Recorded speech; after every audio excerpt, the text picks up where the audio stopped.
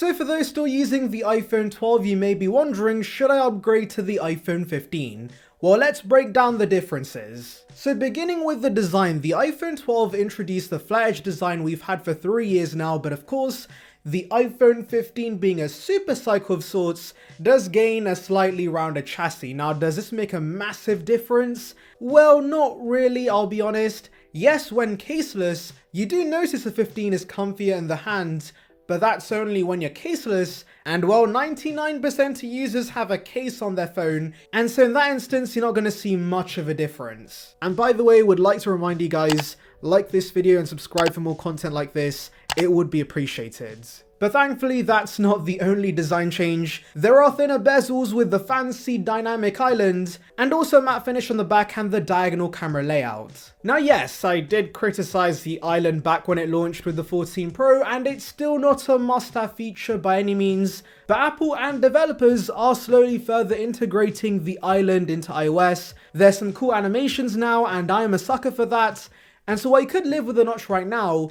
It's gonna become more and more dated as the years go by. Also, while those who use the case probably won't care about this, oh my god, does a silky matte finish on the back of the regular 15s feel so good, especially compared to the glossy finish on the 12 that gets very mucky real quick. This very much is a welcome change. I will be honest though, I do prefer the old camera layout we have with the iPhone 12, but at the end of the day, you're not going to be staring at the back of your phone, so it's not the biggest issue. And another very trivial thing I actually prefer with the iPhone 12 are the colors.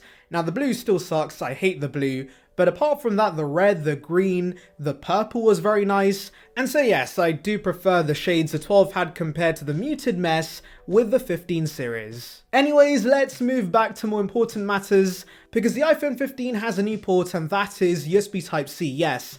After many years of consumers begging Apple to include this, they were gracious enough to finally listen, and they totally weren't forced by a government to include this. But jokes aside, I'm sure many are going to upgrade for this reason alone, because USB-C is everywhere. It's on your iPad, it's on your Mac, it's on Android, it's on the PS5, it's on the Xbox. So the iPhone now having this is a big change. But I'm actually in the minority where I actually don't mind Lightning. I can live with it, so the change does not bother me, but I know there's only 5 of us who actually was fine with Lightning, so this upgrade was much needed. Materials wise though, these phones are identical with the same ceramic shield display that yes, is very strong, but also scratches way too easily. In fact, I remember complaining about this back in my iPhone 12 review, and Apple's not fixed this yet. There is no Gen 2 ceramic shield with the 15 series. It's the exact same display tech they've been using for 3 years, and so I'm praying they do fix this soon. Anyways, there's aluminium on both these phones, which dents pretty easily but is crucially pretty lightweight, and they're also IP68 rated. Moving on to the display, we once again have some pretty big changes. So as I said before, the display is ever so slightly larger because of the slimmer bezels. It doesn't make a huge difference, but it's nice to have. And also the island, of course, that gives the phone a nice visual refresh. You can now flex you have the new iPhone because it actually looks different from other iPhones. But that's not the major upgrade, guys. No, what I care about is 1000 nits of brightness for typical usage, 1600 nits for HDR content, and a whopping 2000 nits of brightness outdoors. This especially is a game changer, guys. The iPhone 12 maxes out at 625 nits, and so outdoors, it's a struggle to read anything on the display. But with the 15, the display is perfectly viewable in sunlight. Now yes, because I live in the UK, we only get sunlight once or twice a year, but occasionally when there is a bit of sun, the higher brightness definitely does come in clutch. And personally, I've not experienced the overheating issues I've seen some complain about. The 15 can sustain the higher brightness, and it gets a little warm at best. So yes, this is a big upgrade, guys. Performance-wise, you do have the new A16 Bionic in the iPhone 15, which isn't actually all that new because it's the exact same SoC from iPhone 14 Pro. I kinda hate this new trend of the regular phones getting last year's SoC, but anyways, this on paper is still a massive upgrade compared to iPhone 12's A14, but do know I said on paper because I'll be honest, this is an aspect you're not going to see much of a difference. I think because iPhones are so well optimized, you could use an iPhone 12 alongside the 15, and in terms of day-to-day usage, you won't tell much of a difference. Now obviously there will be edge cases. If you love yourself some Genshin Impact, you may notice the additional performance, but the games I play are Subway Surf and 8 Ball Pool, which runs perfectly fine even on A10 iPhones.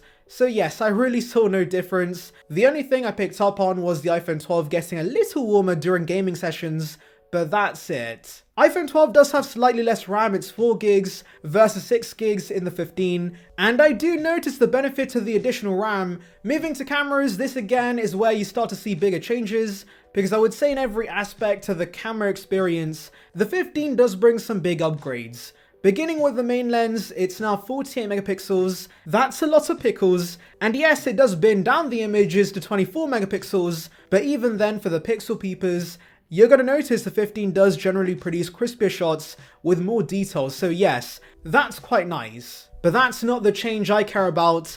The main reason I was so excited for the main lens upgrades was for the 2x crop we saw with the 14 Pro. Now Apple does kind of falsely advertise this as a 2x telephoto. I see what you're doing, Timothy, that's a little cheeky, I can't lie, but at the same time, this actually is on par with a real telephoto lens.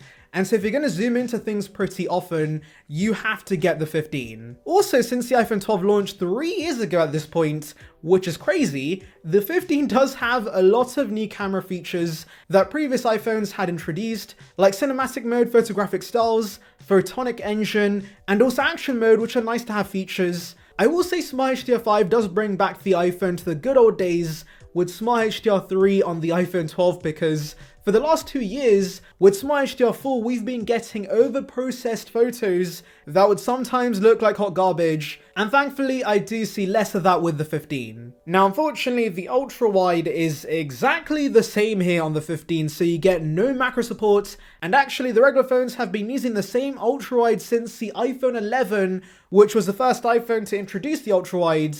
So yes, it falls behind newer Pro phones. If you give it enough light, it can produce decent shots, but in medium and low light conditions, it can be a little iffy. The front-facing camera, thankfully, is a pretty massive upgrade from the 12 because it has the same autofocus tech from last year's 14s. I'm actually surprised every iPhone before the 14 did not have this, but it makes a big difference. Video-wise, both produce very good footage, and yeah, it's quite surprising how good the iPhone 12 still is.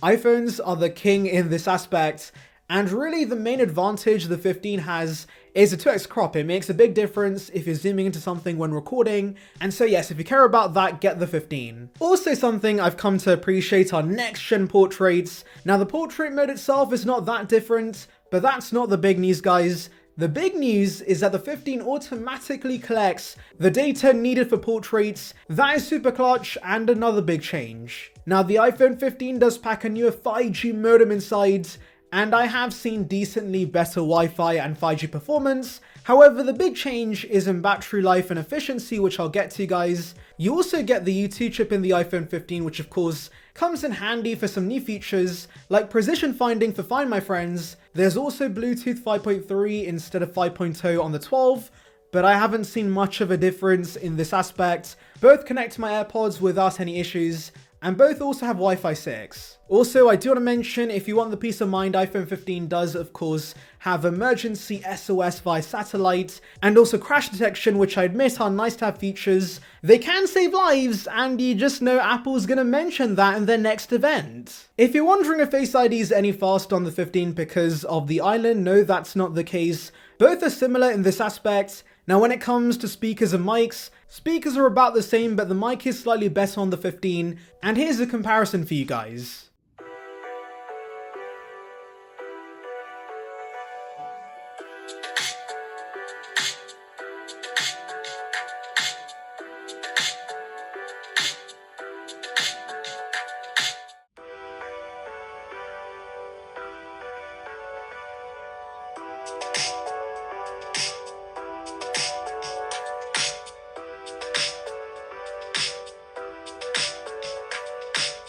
So here's a mic test on the iPhone 12, let me know how this sounds. And here's a quick mic test on the iPhone 15. Apple on their site claims the 15 gets you 3 more hours of endurance, and yeah, that basically does pan out. There is a big difference in terms of daily usage. I actually used to daily drive the iPhone 12 back in the day, and at most I was getting 6 hours of screen on time on a single charge, and I was definitely cutting it close on most days. Thankfully, the 15 with my usage gets me 7 to 8 hours of screen on time, and so yeah, this is a big upgrade many are going to notice. Now, if you were hoping that USB-C would improve charging speeds, no, that's not the case. Both of these charge up to 50% in 30 minutes, and to be honest, I'm not too fussed about the lack of charging speed upgrades because the 15 easily gets you through the day, so you're going to be charging overnight anyways. And also remember, you can use MagSafe instead on both of these. So that's everything, guys, and if you're wondering if you should upgrade, my answer's pretty simple here, guys. Yes, you absolutely should. This is a big upgrade, and do remember that if you do currently have a base 64GB iPhone 12, you now get double the storage as standard, and on top of that you get better battery life, better cameras, a brighter panel, the island. It's really an upgrade in every single aspect. Now, Apple does still sell the iPhone 12 on their refurb site, and so if you're wondering, should I go with that and save my cash instead of getting the 15? I would not do that. If you're on a budget, go with a refurbished iPhone 13 instead.